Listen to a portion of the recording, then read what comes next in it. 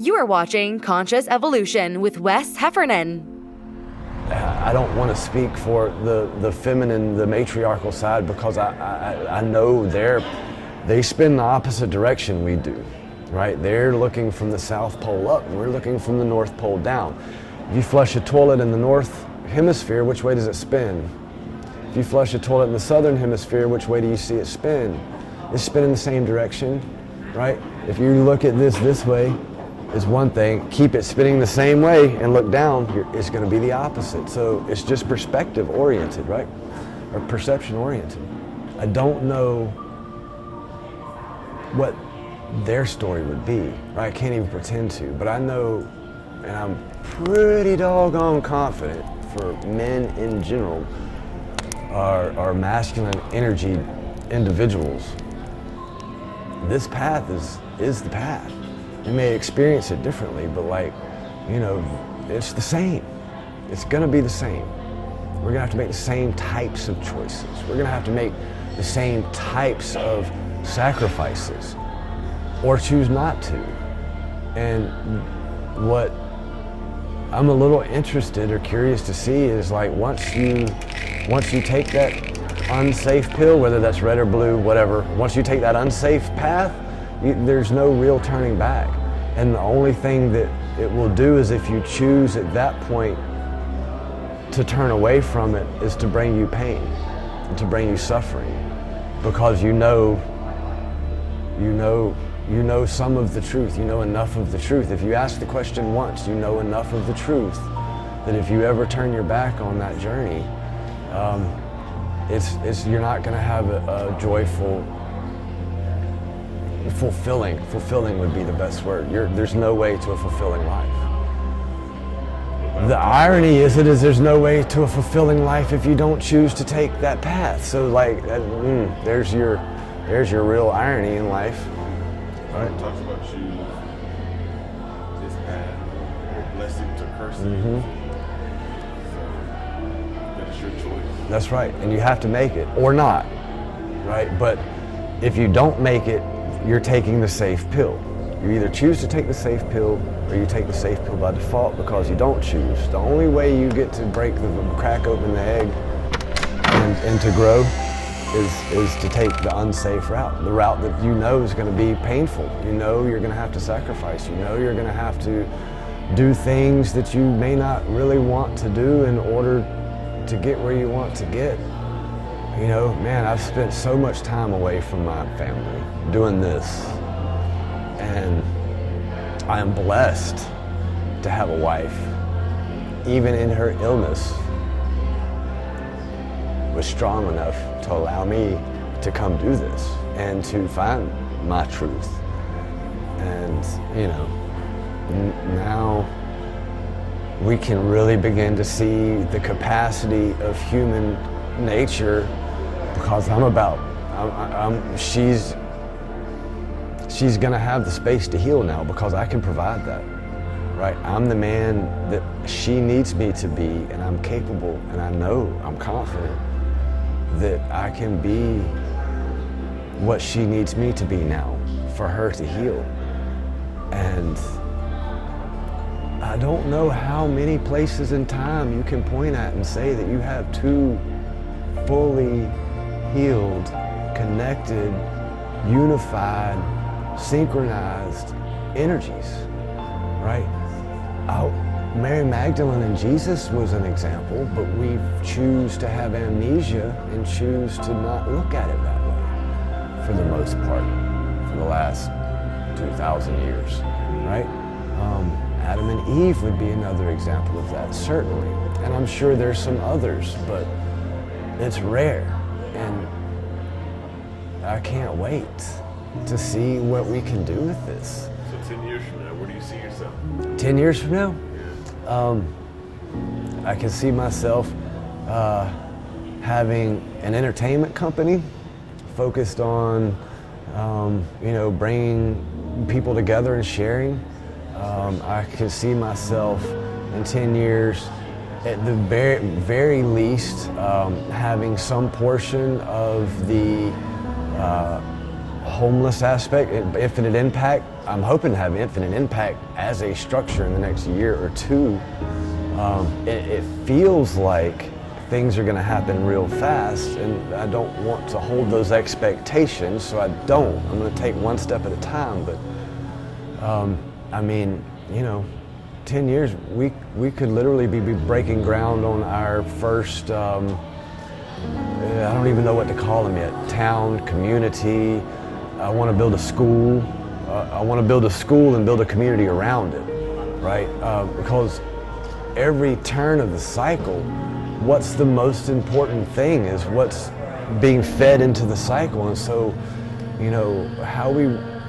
what we teach and what examples we give our children and what opportunities they have will define our future over and over and over again. And I think we as humanity deserve to live a better way than we are now. And I want to work to find the others that are necessary to make that come about. Because it's like I said, nobody can do it by themselves, not a physical entity. I mean, if God came down, he probably could snap his fingers, but God knows that would serve no purpose, because without the experience, without the information that leads to the understanding, which is the actual knowledge, it's empty, right? Any of you that this touches, this reaches, I don't want you to follow me. I want you to become you, and I want you to play your role and be the best you can be. Number two, I'm not trying to teach you anything at all. I can't teach you anything. You are your only teacher. And understanding that the reflection you see in the mirror, which is your experience, that's your best guide to understanding who you are. And lastly, it's time. It's time. It's time to just do it. And it's time to make the change. All of those that are, it's just a growing, it's a snowballing effect for sure. And I know you see a lot of what you choose to see in life, but on Facebook, on the History Channel, how many YouTube videos are there about different YouTube channels, and Gaia, you have an entire network, Gaia, dedicated to these types of things that I'm discussing, and there needs to be something that helps put all that together. And it's not a person, it's a thing, right? And you call it the second coming of Jesus, whatever, I don't know. I'm not gonna go down that road. But the point is what's at the top of the pyramid is not a person. It's something personified, like we have personified consciousness into this entity of God. There needs to be more than one individual there, but it needs to be seen as a singular thing. And that will allow us to understand that, hey, we can be all, I can be all I can be, while assisting us being all we can be, right? And in doing that, God, consciousness, what up here, will become what it truly is. And it can express itself in ways that are in line with who it truly is. But it's time. I feel it in my bones, I don't know, man. I think I've used this analogy before, but I feel kind of like how I'd imagine Noah feeling, right? You can build the boat. I don't know why I'm being told I got this dry. Whether people laugh at me or not, I'm building the boat. Mine's not a boat, but my temple's gonna look different. It's not gonna be a boat, but I don't know what it's gonna look like yet, to be honest, completely. Don't know if I want to know. That'd be a surprise, kind of like what this turns out into. But it's time to build it. It's time for us all to build. Those that are in line with building, and then those that are in line with filling. It's time to start showing love. And in order for that part to show love, we got to give love. And it's just this, we got to change gears, man. We got to stop living in reflections, and we got to start living as who we really are.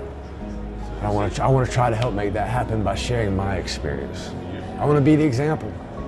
I want to be the best example of the truth. Elevation of the self. That's right.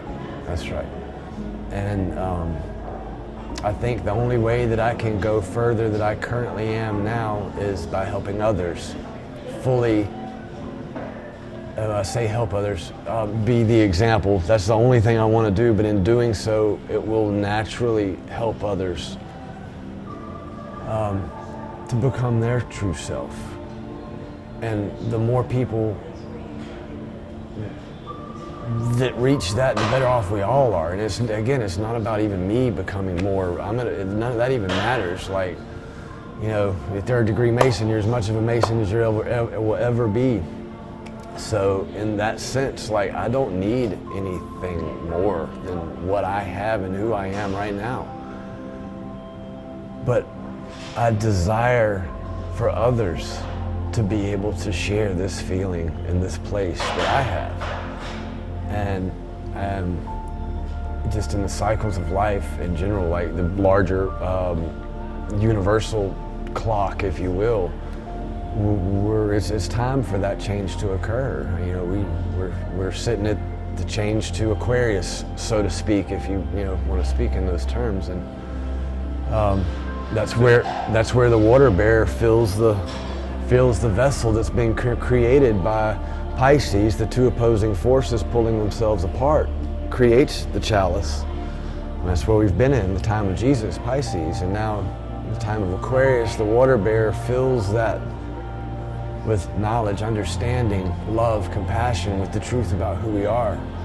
And as that begins to fill, we can begin to turn towards each other, and instead of seeing the differences, we can begin to understand the likenesses. And hopefully, sooner than later, we'll begin to see some progress in that area. I do think we're got a little further down the hill to go, unfortunately. I guess if I could describe what I feel my role is, it would be maybe like a conductor, right? Like, I don't write the music, I don't play the music, but I can see and feel the symphony. Thanks for watching. Join us next time on Conscious Evolution. Don't forget to subscribe.